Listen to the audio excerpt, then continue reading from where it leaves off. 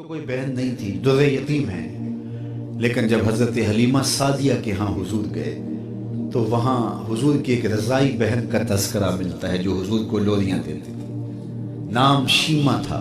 तो शाम के वक्त जब ख़वातीन खाना पकाने में मसरूफ़ होने लगती तो बहनें वीर उठा करके बाहर ले जाती।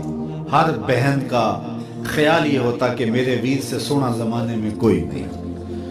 कहते हैं खूबसूरती देखने वाले की आंख में होती है।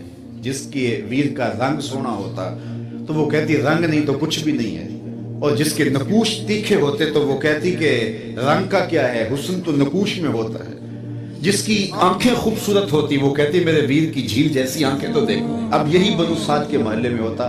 बच्चियां अपने वीर उठा के ले आती है, कहती मेरे वीर वर्गा कोई नहीं, दूसरी कहती मेरे वीर जैसा नहीं। इतने में हजरत शीमा अपना वीर मोहम्मद उठा के ले आते और दूर से कहती नहीं मेरा वीर भी आ गया, तो सबके सर झुक जाते थे। कहती नहीं नहीं नहीं नहीं शीमा, तेरे वीर का मुकाबला तो नहीं ना, हम तो आपस में बात कर रही हैं। और फिर जब किसी बहन के वीर को मुतफिका तौर पे सारी कह दें कि तेरा वीर ही सोना है, तो फिर उसका फख्र तदीदनी होगा, फिर उनका ज़ौक़ आसमान को छूने लगता।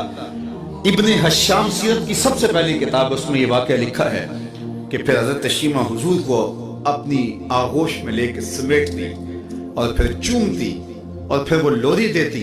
और वो लोरी के लफ्ज़ भी लिखे हैं, रब्बना अब के लना मुहम्मदा हत्ता अराहु याफ़ियम व अमरदा। अल्लाह मेरे वीर मोहम्मद को सलामत रखना। आज ये पालने में बच्चों का सरदार है, कल वो लम्हे आए जवानों का भी सरदार। और फिर झूम जाती और क्या खुशी उनकी दीदनी होती। और फिर वो मंजर भी आया कि हुजूर अलैहिस्सलाम मक्के चले गए और ये जवान हुई और फिर उनकी शादी किसी कबीले में हो गई। आका करीम ने ऐलान नबुव्वत किया, 13 साल का वक्त कटा और फिर हुजूर मदीना शरीफ चले गए। जब गज़ावात का सिलसिला शुरू हुआ तो जिस कबीले में शीमा का निकाह हुआ था उस कबीले में मुसलमानों के साथ टकराव हुआ तो अल्लाह ने मुसलमानों को फतह अता कर दी। तो इस कबीले के लोग कैदी हो के हुजूर अलैहिस्सलाम के गुलामों के हाथों गिरफ्तार हैं।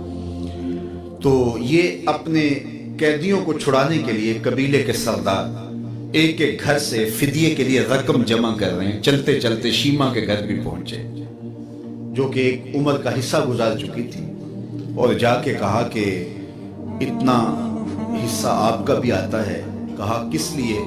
कहा वो जो लड़ाई हुई है, इतने हमारे बंदे गिरफ्तार हो गए तो उनको छुड़ाना है। तो चलते चलते बातों में किसी के लबों पे हुजूर का नाम आ गया।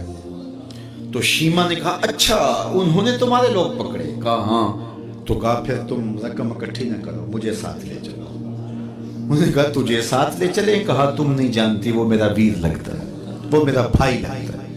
कौम के सरदारों के साथ हजरत शीमा हुजूर के नूरी खैमों की जानब जा रही है और सहाबा नंगी तलवारों से पहरा दे रहे। ये मक्की दौर तो था नहीं, ये मदनी दौर था। और शीमा कौम के सरदारों के लेके जब आगे बढ़ने लगी ना तो सहाबा ने तलवारें सोन दी। रुक जा ऐ देहाती औरत, जानते नहीं आगे पूछा रसूल है, आगे बगैर इज़्न के जिब्रील भी नहीं जा सकते, तुम कौन हो?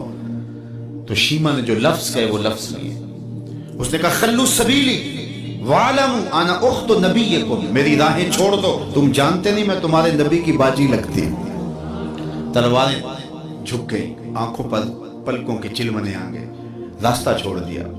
हुजूर के खैमा नूरी में दाखिल हुई तो हुजूर ने देखा, पहचान लिया, उठ के खड़े हो गए। फरमाया बहन कैसे आना हुआ? आपके लोगों ने हमारे कुछ बंदे पकड़े, छुड़ाने आई। तो फरमाया बहन तूने जहमत गवारा क्यों की? तू पैगाम भेज देती, मैं यूं ही छोड़ देता, लेकिन तुम आ गई हो, अच्छा हुआ मुलाकात हुई। फिर हुजूर ने कैदियों को छोड़ने का ऐलान किया और कुछ घोड़े और चंद जोड़े हजरत शीमा को हुजूर ने तोहफे के तौर पे दिए।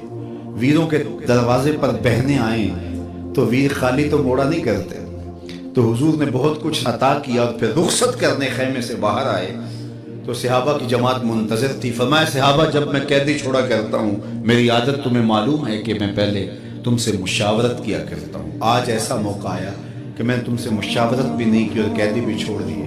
कहा जो चाहें आप करें, लेकिन क्यों मुशावरत नहीं फरमाई हुजूर? अगर इरशाद फरमा दें तो फरमा इसलिए कि मेरे दरवाजे पे मेरी बहन आ गई थी।